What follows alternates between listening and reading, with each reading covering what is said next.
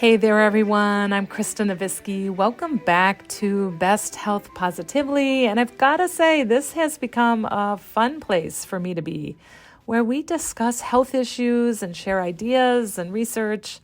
And it's even better when I hear from you guys. So keep reaching out. Let me know what's working, where you need a little boost, or just to introduce yourself.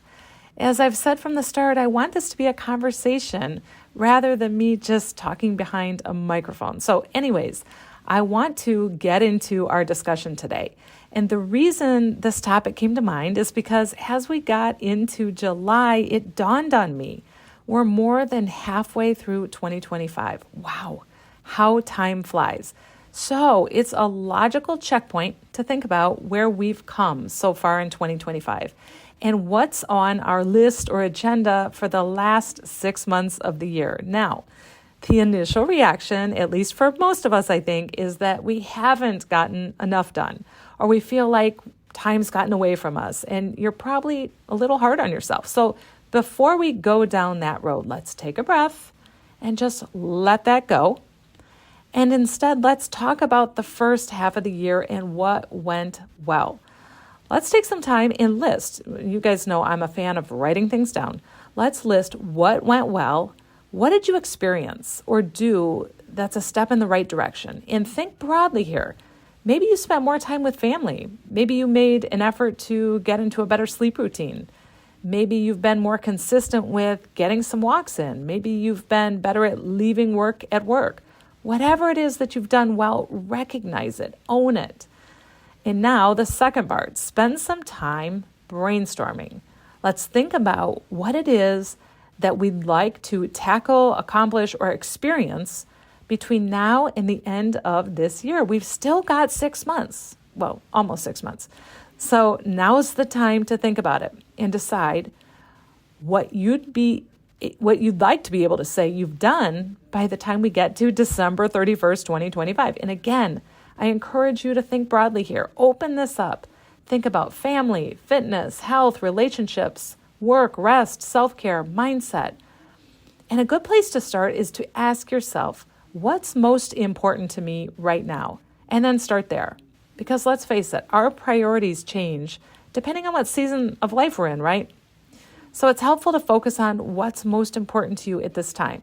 And then make a list. And I'd suggest limiting this list to a few things, maybe between 1 and 3 or 4 max things that you'd like to prioritize between now and the year's end. And then the next step will be to break it down. Take your list of 3 or 4 things, let's say, and for each thing on your list, make a sub-list that includes the steps you'll need to take to make this happen. So basically, you're listing and creating action steps.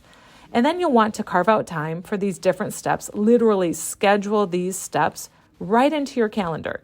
Now, this just takes some fine tuning, this blocking it off into your calendar part. But again, I'd start with just a few things, and even you might decide you want to start with one thing and just go from there. But the big focus for us today, is to really just check in with ourselves to see where we're at this halfway point and to identify those top 3 or 4 things max that we want to get done, check off, accomplish, whatever you want to call it. And I recognize this is going to be different for all of us.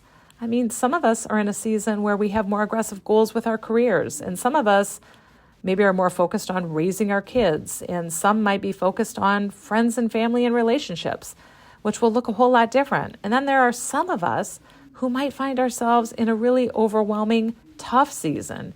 And we want to focus in on our health habits because they're the only things we feel like we can really control. So this is very individualized, and only you can determine what those things are for you. So again, ask yourself, what's most important to me right now? And then determine what these things will be for you. What do you want to do between now and the end of 2025? It's not too late. Despite what you might think, it's amazing what you can do with consistency, even a few minutes every day. And it's good to think about this because let's face it, time marches on and waits for no one. So we need to live consciously and make the most of our everyday life. And I'm not just talking about accomplishing things per se. I'm also talking about simply being more present and enjoying the simple gifts of everyday life. Because now is the time. It reminds me of that quote, that Mary Oliver quote that goes, "Tell me what it is that you plan to do with your one wild and precious life." So this is it, guys. We're living it now, our one wild and precious life. Let's make the most of it. Let's be intentional with our time. So that's a great way to get started with your plan for the second half of 2025. If you need some guidance with the details and mapping it out, let me know. I'd be happy to help. Or if you'd be willing to share what you're working on, I'd love to hear that too. You can message me through the links, or you can email me at kristanavisky@gmail.com. And I'm feeling inspired as I think about this exercise for myself. I hope you do too. It's kind of fun to think about the possibilities. So anyways, as always, thanks for being here. I appreciate you listening, and I hope you'll share this with someone else too. Take care, and I'll see you here again next time.